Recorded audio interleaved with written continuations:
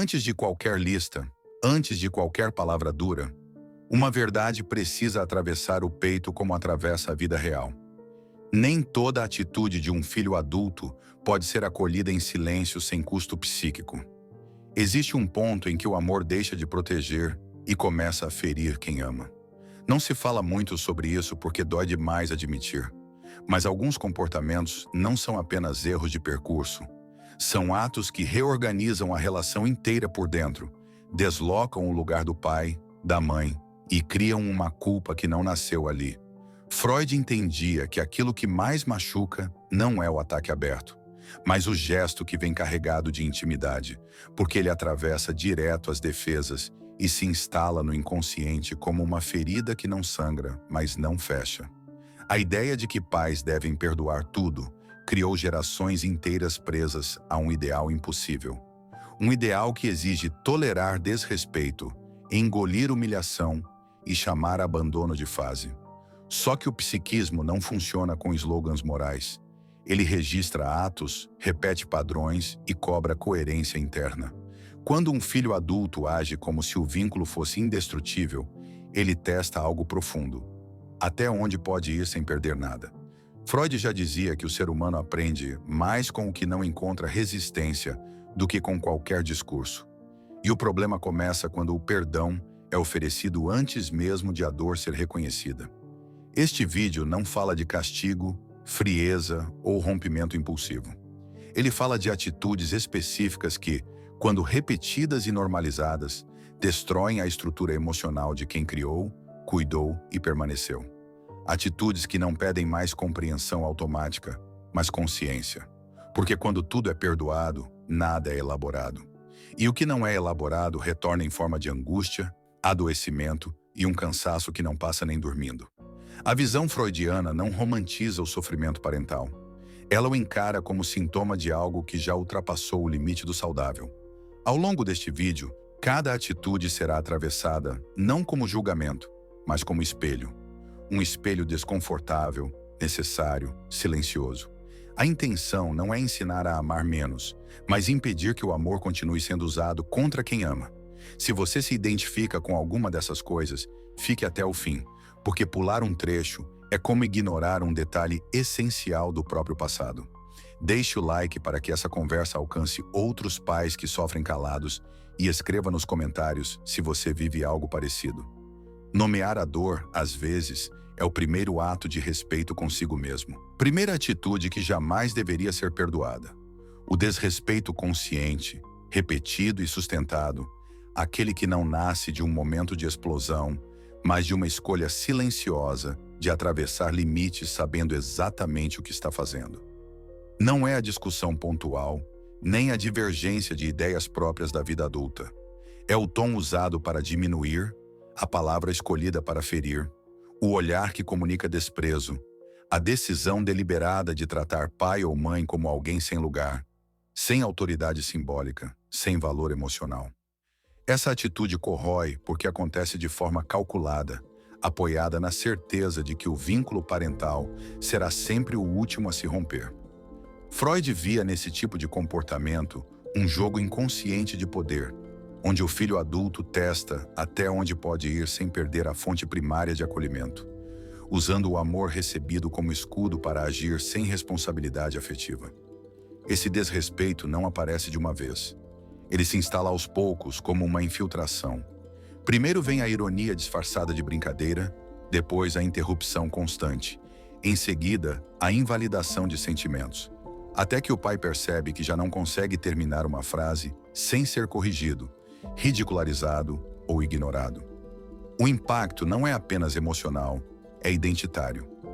Algo dentro começa a se perguntar quando perdeu o direito de ser ouvido. Freud compreendia que a figura parental ocupa, no inconsciente, um lugar estruturante. E quando esse lugar é atacado de forma repetida, sem consequência, o ataque não fica apenas na relação.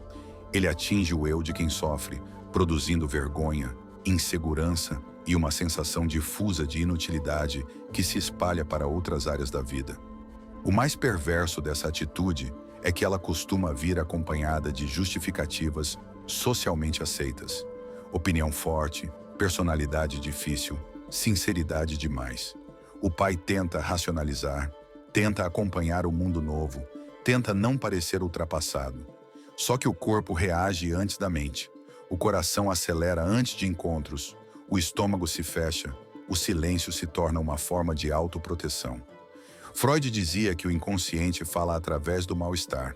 E quando o desrespeito vira rotina, o mal-estar deixa de ser pontual e passa a ser estado permanente. Amar alguém não deveria exigir a anulação constante de si mesmo. Perdoar esse tipo de desrespeito sem enfrentá-lo internamente não preserva o vínculo, apenas educa o outro a continuar. A ausência de limite é interpretada como autorização. O filho aprende que pode atravessar, ferir e retornar sem precisar reparar nada. E o pai aprende, sem perceber, a ocupar um lugar cada vez menor na própria história.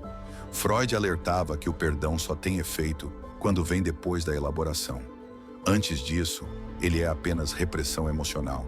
E tudo o que é reprimido retorna com mais força, seja em forma de tristeza crônica, seja em explosões tardias que surpreendem até quem a sente. Essa primeira atitude não pede ódio, nem rompimento impulsivo. Ela pede lucidez. Porque quando o respeito é quebrado e o perdão é oferecido como reflexo automático, algo essencial se perde: a dignidade psíquica de quem ama. E sem dignidade, o amor não se sustenta saudável.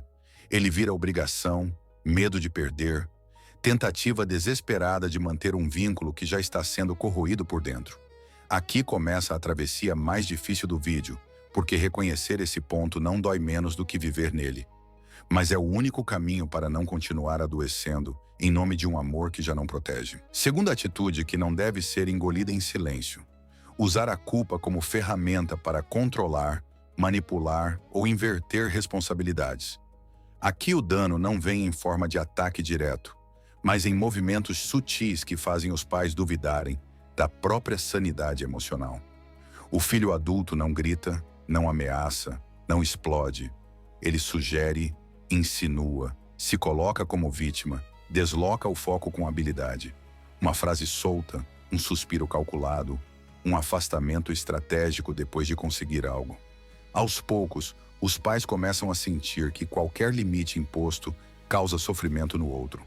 E esse sofrimento passa a ser vivido como falha moral. Freud enxergava nesse mecanismo uma das formas mais eficientes de dominação inconsciente: fazer o outro acreditar que proteger a si mesmo é machucar quem ama. Essa dinâmica costuma confundir porque se apresenta como fragilidade. O filho parece quebrado, perdido, injustiçado pela vida. O pai ou mãe, movido por amor e memória, retorna ao papel antigo de salvador, mesmo quando já não tem forças. Só que algo mudou. Agora o cuidado não é pedido, é exigido. Não é acolhido, é cobrado. Freud dizia que a culpa é uma das forças mais poderosas do psiquismo, capaz de manter pessoas presas a relações que já se tornaram fonte de sofrimento constante. Quando o filho adulto aprende a acionar essa culpa sempre que é contrariado, ele transforma o vínculo em prisão emocional, onde o pai vive em estado permanente de reparação por erros que não cometeu. Com o tempo, os pais passam a antecipar a reação do filho antes mesmo de agir. Evitam dizer não, evitam expor necessidades, evita discordar. Tudo para não provocar aquele olhar decepcionado, aquele silêncio pesado, aquela retirada de afeto que dói mais do que qualquer palavra dura. Freud explicava que esse tipo de manipulação cria um conflito interno profundo. O desejo de se preservar entra em choque com o medo de perder o amor do outro. E como o amor parental costuma ser mais antigo e enraizado, o eu se sacrifica para manter a ilusão de vínculo. O preço aparece depois, em forma de cansaço extremo, confusão emocional e uma sensação constante de estar em dívida com alguém que nunca se dá por satisfeito. O mais cruel dessa atitude é que ela raramente é reconhecida como violência emocional. O pai ou mãe se sente exagerado por sofrer, fraco por não conseguir lidar, ingrato por questionar. Freud alertava que quando a culpa domina o cenário psíquico, a realidade perde nitidez.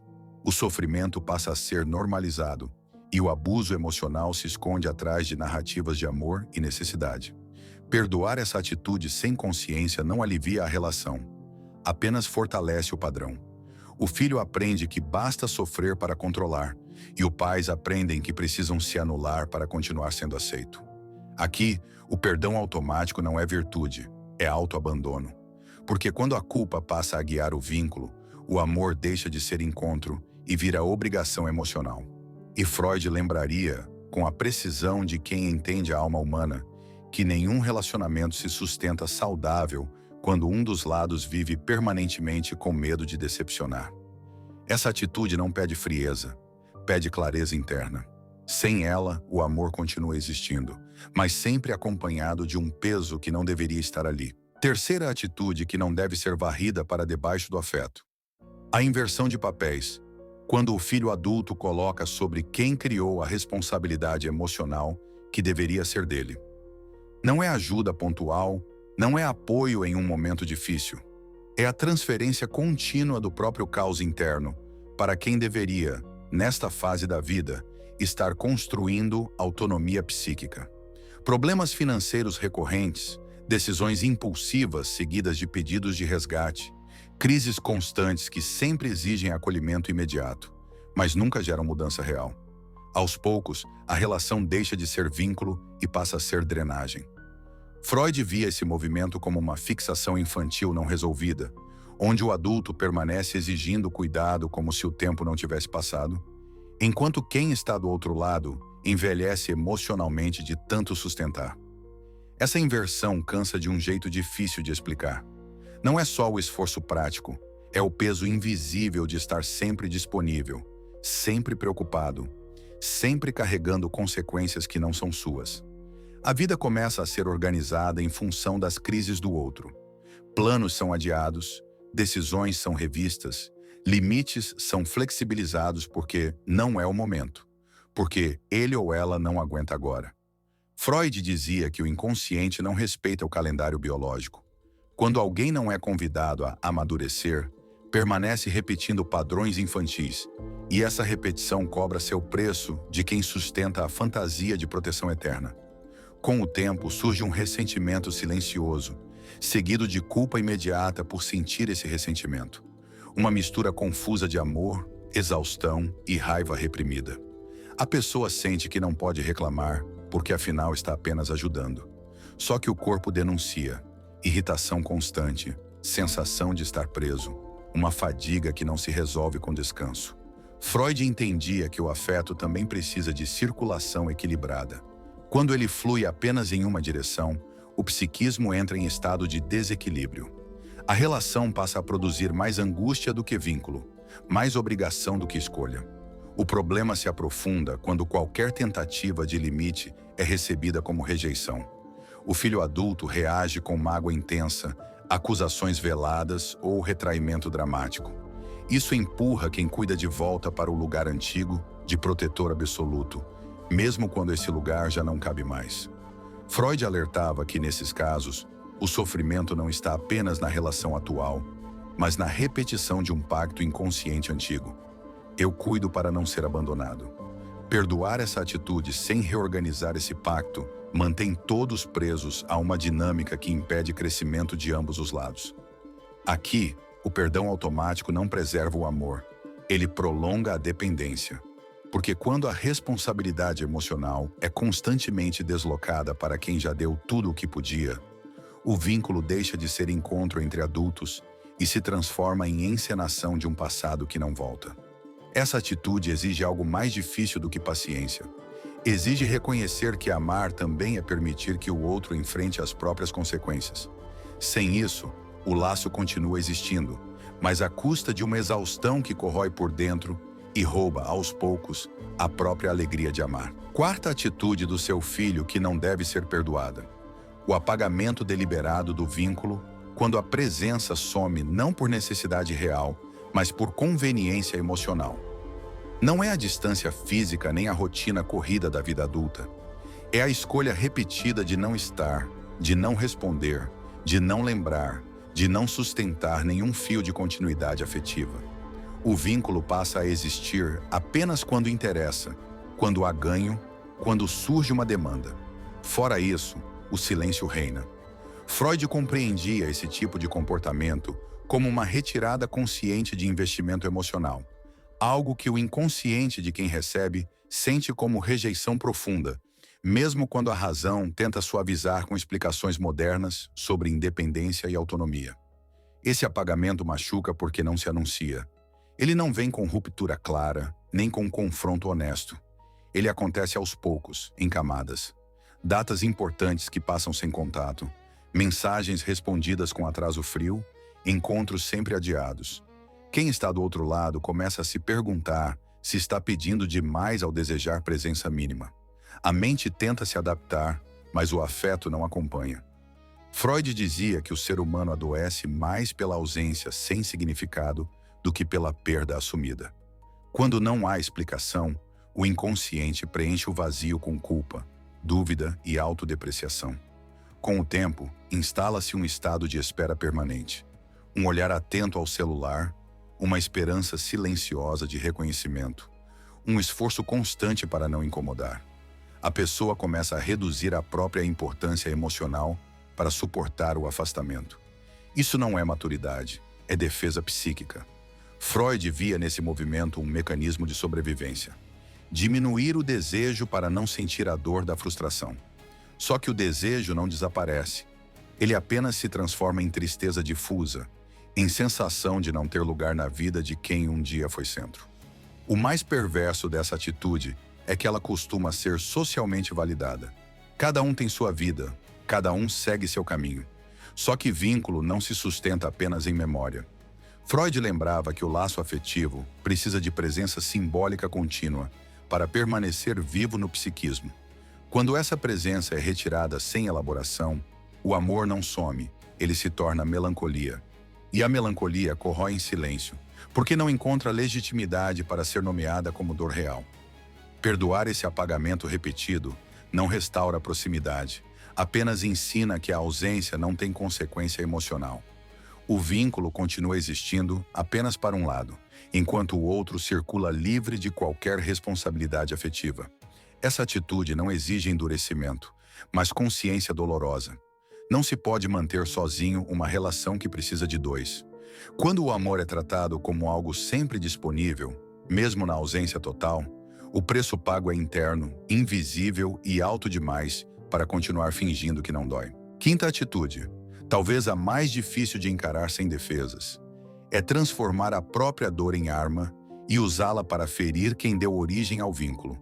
Aqui não se trata de afastamento, dependência ou silêncio, mas de ataque emocional direto, às vezes explícito, às vezes travestido de verdade crua. Palavras lançadas sem freio, acusações que reescrevem toda a história familiar, exposição de fragilidades em momentos de raiva, comparações humilhantes, chantagens afetivas ou explosões que deixam um rastro de medo e confusão. Freud compreendia que a agressividade reprimida sempre encontra um caminho, e quando ela não é elaborada internamente, acaba sendo descarregada no lugar considerado mais seguro, aquele que dificilmente irá embora. O problema é que esse tipo de descarga não é catarse, é violência psíquica. O impacto dessa atitude não termina quando o conflito acaba. Ele permanece no corpo e na memória. A pessoa passa a medir palavras, prever reações, entrar em conversas já tensa, como se estivesse sempre pisando em terreno instável. O afeto começa a conviver com alerta constante e essa mistura adoece. Freud descrevia esse estado como uma ruptura interna da sensação de segurança básica, algo que compromete a confiança, não só na relação, mas no próprio julgamento emocional. Surge a dúvida corrosiva. Talvez eu mereça, talvez eu tenha falhado, talvez isso seja o preço de amar. É assim que a agressão emocional se perpetua, não pela força do ataque, mas pela confusão que instala. Existe ainda uma camada mais profunda dessa atitude. Quando o filho adulto se autoriza a punir quem o criou por frustrações que não nasceram ali. A vida não saiu como esperado, o mundo foi duro, escolhas deram errado. E toda essa dor encontra um alvo conveniente. Freud falava da projeção como um mecanismo central da psique. Aquilo que não consigo suportar em mim, coloco no outro. O problema é que, quando essa projeção vira hábito, ela destrói o vínculo e ainda aprisiona quem projeta em um ciclo eterno de ressentimento. E quem recebe por amor antigo tenta compreender, absorver, perdoar, mesmo quando algo dentro já grita que passou do limite. Perdoar agressões repetidas, sejam verbais ou emocionais, em nome do amor incondicional, não fortalece ninguém. Pelo contrário, ensina que a violência encontra abrigo, que o ataque não tem consequência, que o vínculo pode suportar qualquer coisa. Freud alertava que o psiquismo não foi feito para viver em estado permanente de ameaça, ainda que silenciosa. Quando isso acontece, o amor se contamina de medo, e o medo nunca constrói laço saudável. Ele apenas mantém as pessoas presas por tensão, não por escolha. Essa última atitude não pede vingança nem rompimento teatral. Ela pede algo muito mais raro e difícil. Reconhecer que o amor não autoriza ser ferido continuamente. Que proteger a própria integridade emocional não é abandonar, mas interromper um ciclo que já deixou de ser humano. Freud não romantizava o sofrimento. Ele o via como sinal de que algo precisa ser reorganizado. E quando a agressão vira linguagem recorrente dentro do vínculo, o perdão automático deixa de ser virtude e passa a ser cumplicidade com a própria dor. Aqui, mais do que em qualquer outro ponto, ignorar isso custa caro demais por dentro. Talvez o mais desconfortável de tudo o que foi dito até aqui não seja reconhecer as atitudes, mas perceber o que elas foram fazendo por dentro ao longo dos anos. Não como um golpe único, mas como desgaste contínuo, silencioso, quase educado. Freud lembrava que a dor que não encontra a palavra não desaparece. Ela se acomoda no corpo, no humor, na forma de amar e de se calar. Cada limite atravessado, cada agressão disfarçada, cada ausência normalizada foi deixando marcas que não pedem vingança, mas pedem verdade. E a verdade, quase sempre, chega tarde porque exige coragem para ser olhada sem anestesia. Amar um filho adulto não deveria significar desaparecer dentro da relação. Existe uma diferença profunda entre compreender e se anular, entre acolher e permitir ser ferido repetidamente. O que essas atitudes revelam não é falta de amor, mas falta de elaboração. Freud dizia que aquilo que não é enfrentado retorna como sintoma, e talvez esse cansaço emocional, essa tristeza difusa, essa sensação de estar sempre devendo algo, sejam o sinal de que o inconsciente está pedindo reorganização. Não para romper laços por impulso, mas para interromper dinâmicas que transformaram o amor em peso e a presença em obrigação. Existe uma verdade simples, quase esquecida, que atravessa todo esse caminho. Limites não matam o afeto, eles o salvam da degradação. O amor que tudo suporta sem consciência acaba se tornando terreno fértil para desrespeito, manipulação e violência emocional. Reconhecer isso não apaga da história, não nega os vínculos, não diminui o sentimento. Pelo contrário, é um gesto de maturidade psíquica, aquele momento em que alguém decide parar de sangrar em silêncio para manter uma imagem que já não sustenta a própria alma. Freud jamais defendeu o sofrimento como virtude. Ele via no sofrimento um aviso de que algo precisa mudar de lugar. Talvez a frase que fique, mesmo depois que o vídeo acabar, seja esta: amar não exige aceitar tudo. Se algo aqui tocou sua história, deixe esse eco agir com calma. Curta este vídeo como quem reconhece a própria dor. Compartilhe com quem pode estar vivendo o mesmo silêncio e escreva nos comentários o que mais pesou para você. Às vezes, colocar em palavras já é o início da libertação. Inscreva-se no canal para continuar essa jornada de compreensão profunda, porque entender o que não deve mais ser perdoado não endurece o coração. Devolve a ele o direito de existir inteiro.